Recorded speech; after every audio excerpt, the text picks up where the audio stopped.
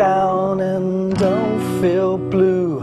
Wez and Larry are here for you. So don't feel sad and don't feel low.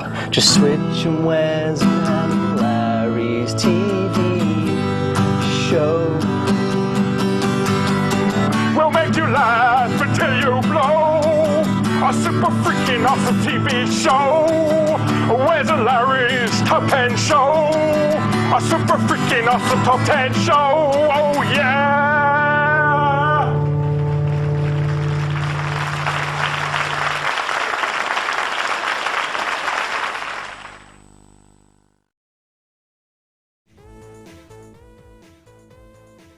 Rip-offs. The only thing the video game industry is guaranteed of doing over and over is an easy way to make a quick buck. Make one innovative title on your own that becomes popular, and you can bet your bottom teeth that everyone and their mother will be making a clone of it within the next 18 months. So this episode, we pay tribute to publishers' lack of originality. Hi, I'm Wez. And I'm Wez. You're ripping me off now. You're ripping me off now. Now you're ripping off my accusation. Now you're... oh, never mind. I'm Larry, and we welcome you to the Top 10 Gaming Rip-Offs. Ladies and gentlemen, children of all ages, it's now time for Wez and Larry's Top 10!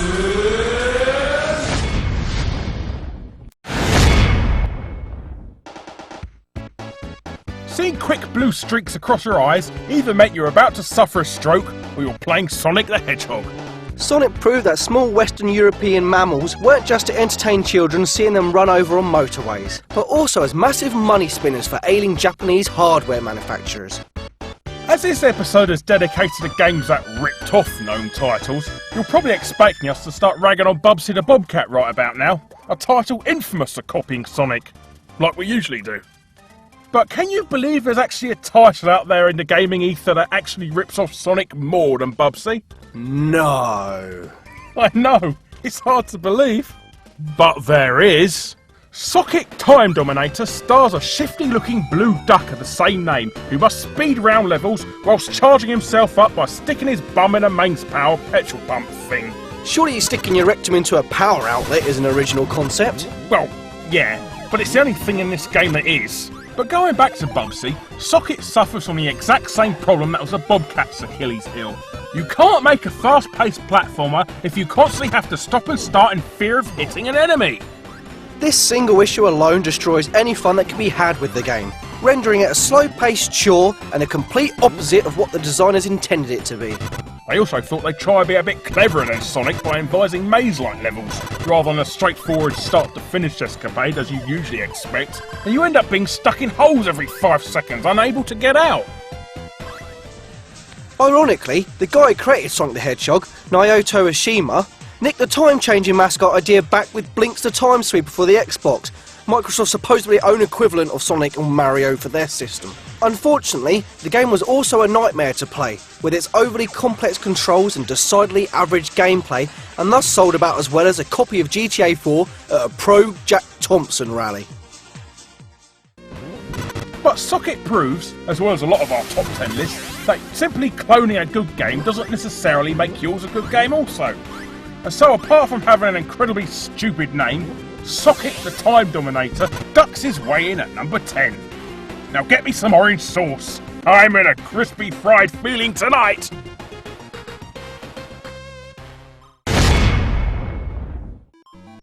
Alright then, I'll just sit for a burger then. Or rather, burger time. It's one of those arcade games that America went mad over in the 80s, hailing it as an all-time classic. Well, pre-Nintendo days anyway. But us Brits were just a bit meh about it. For those of you who have never seen it before, it's simple enough. You play as a chef by the apt name of Peter Pepper, who has to unhygienically trample over oversized burger parts to make a complete hamburger at the bottom of the screen, whilst avoiding eggs, pickle slices, and what I pray is supposed to be a walking Savoy hot dog thing. According to my lying brain, it's loosely based on the early career of Gordon Ramsay. Except in this, you throw pepper at your enemies to incapacitate them, instead of constantly hurling obscenities in their direction. Hang on, why the hell would anyone want to eat something that's been trampled over by a fat Gordon Ramsay is anyone's guess? Meh, Still safer than a kebab. Now you're probably thinking, who would have the audacity to rip off such a food-related title about the trials of a minimum wage chef? It's bound to be a license for some fast food burger franchise, isn't it? And you'd be in the right direction there, as our ninth position rip-off goes to surprisingly unknown title, Mr. Wimpy for the ZX Spectrum. If you don't remember Wimpy bars, then you either don't live in Britain, live in an area that no longer has them, or are under 12 as they were bought out by Burger King in the mid-90s and only a handful of branches remain. But their mascot was Mr. Wimpy, a giant beefeater with a large nose. It was usually portrayed by a poor trainee standing out the front of their restaurant dressed as him, handing out leaflets, before being rolled down the street by a gang of teenagers. So why Ocean would want to make a computer game on one of the most physically assaulting mascots in history is a total mystery. Now what differences are there between the two? Well, Ocean were aware that you can't use eggs and hot dogs as your enemies, and they're obviously copyrighted foodstuffs. That is, unless you give them incredibly stupid names like Oggy Egg and Sid Sauce. And since Wimpy don't put pickles in their burgers, they replace that enemy with a walking spoon. But then again, I've yet to come across a Wimpy bar that puts spoons in their burgers either. They also changed the burgers slightly too. Instead of creating freshly grilled patties on a bed of lettuce, they opted for the more traditional raw beef placed on a pink J-cloth burger. Yum yum. In all fairness, they did attempt to have one original level at the beginning of the game, where the lovable beefeater would traverse across a room full of moving manholes and a flying jellyfish. If this is actually a real hazard from working in a Wimpy bar, we'll never know. But at least he's clean enough to always use a tray to carry them. Mr. Wimpy is the first of many titles on our list that slipped below the lawyer's radar, simply because it was British. That or they couldn't be bothered to look at our side of the pond for copyright infringement. But it's also one of gaming's earliest examples of getting away with plagiarising a popular title by simply slapping a licence on top. But Mr. Wimpy fries in at number 9.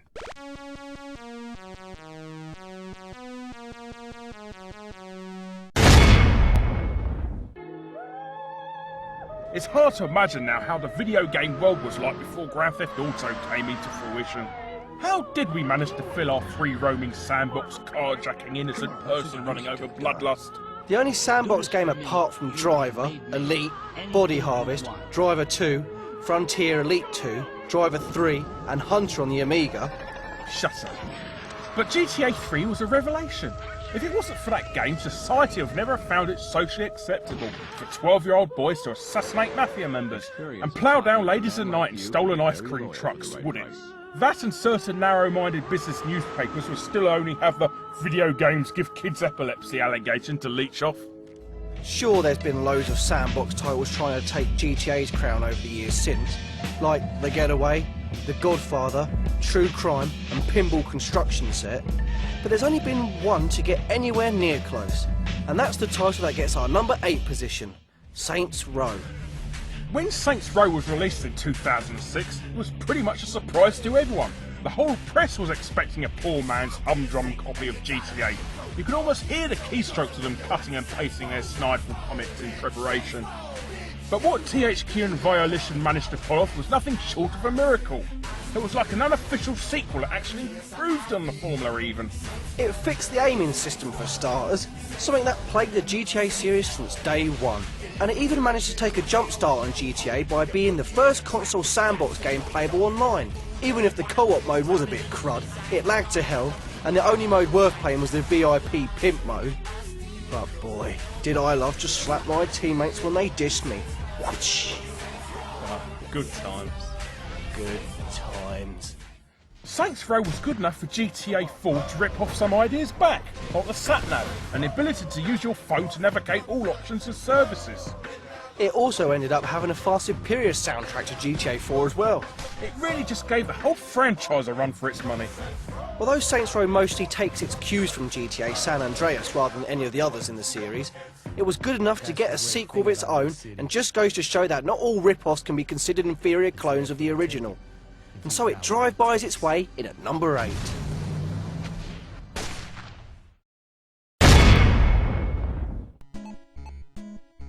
Tetris, arguably the biggest selling video game of all time, and also the most played.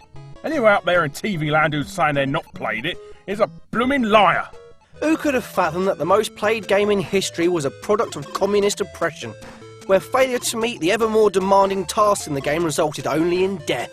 That, and apparently, according to psychologists, girls like it as it involved tidying up. No joke.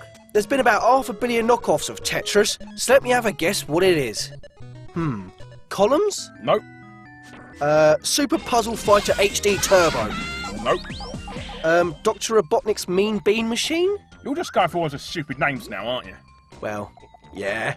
Well, it's not any of those, my friend. 7th position on our list goes to Tetris. Tetris? It's the same blooming game. How can it be ripping itself off? Well, it's actually Tetris, the Soviet mind game that's on the cards here. An ever so slightly different game to the one Nintendo released. You see, when Microsoft, owned by the late Robert Maxwell... Poor old Captain Bob. Yes, very funny. Well, when he bought the rights from the Soviet state, he assumed he actually bought the whole rights to the game, when in fact those sneaky Ruskies swindled him into only buying the rights to the computer versions of the game. The oldest trick in the book. Con a fat pension money stealing newspaper tycoon and make him look a complete fool.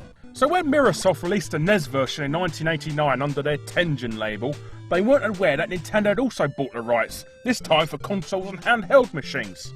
That was until they received a very angry letter from Nintendo demanding they pull all copies from shelves. So, did they? They had no choice. But in the few weeks it was released, it made the game so incredibly rare, it's one of the most sought after titles in the NES library, with copies going for anything up to £600. Wow, 600 quid for a game about blocks. I wonder how much my copy of Boom Blocks is worth. So this rip-off only came about by a misunderstanding and was promptly dropped into the bowels of history, which is a shame really, as the Tengen version of Tetris is in fact far superior to the one that Nintendo later released. But you can't always have your own way, and thus Tetris... And Tetris... makes a line in at number 7.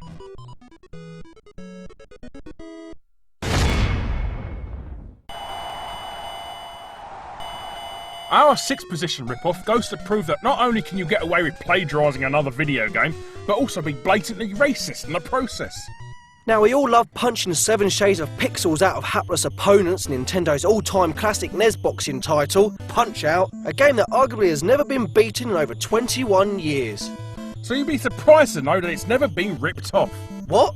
So how the heck is it in 6th place? Well, it's actually the arcade version that's been ripped off here, my Tejan teammate, which really owes more to the Super Nintendo sequel than the NES original, as it used nearly all the same boxes, which was made 8 years after the rip-off. Okay... Let me explain. You see, our rip-off in question is Frank Bruno's Boxing, a game released by Elite. The guys who made Thundercats? Yeah, in 1986 on the Amstrad CPC, Commodore 64 and ZX Spectrum, which rips off the look and characters of the arcade version of Punch-Out! So it couldn't have possibly ripped off the NES version, as that wasn't released until a year later. So you're saying Frank Bruno's Boxing is ripping off the arcade original, and not the NES and SNES versions? Yeah. Well then, why didn't you say that in the first place? Well, I did. Oh, never mind. Well, you'll see here that Elite did a terrible job of ripping off the characters. I mean, look at this one. The Gary Bushell Bluto lookalike here, Canadian Crusher, is a complete clone of Punch-Out's Bear Hugger. And Andrea Punchadarov is a rip-off of Soda Popinski / Vodka Drunkinski. Yeah, but that's where the plagiarising ends and the blatant racism begins. They rip off the Chinese Bruce Lee character from Punch-Out!, Dragon Chan, and decide to rename him Fling Long Chop. The African boxer Tribal Trouble wears zebra boxer shorts and has a bone through his nose. And then they just totally give up on any stereotypical wit whatsoever and just call the French boxer Frenchy France. And then it's all nicely rounded off by completely ripping off the theme tune to Rocky. I'm surprised they didn't stick Eye of the Tiger in there somewhere for good measure. How on earth this game wasn't taken off the shelves for its over-the-top archaic racial attitude, let alone the lawsuits from Nintendo and United Artists, is a mystery that will never be solved. But Frank Bruno's Boxing is just another example of how you can completely rip off a well-known game by simply slapping on a license or celebrity's name on the cover. Not forgetting the old, "it went under the net as it's British" excuse that Mr. Wimpy escaped with. Indeed. So Frank Bruno's Boxing pummels its way in at number 6.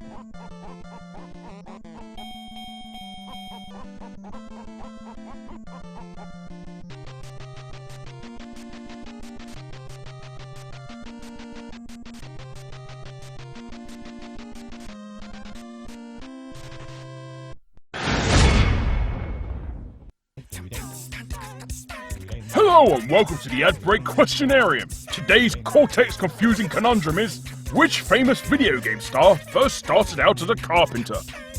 Answer after the break.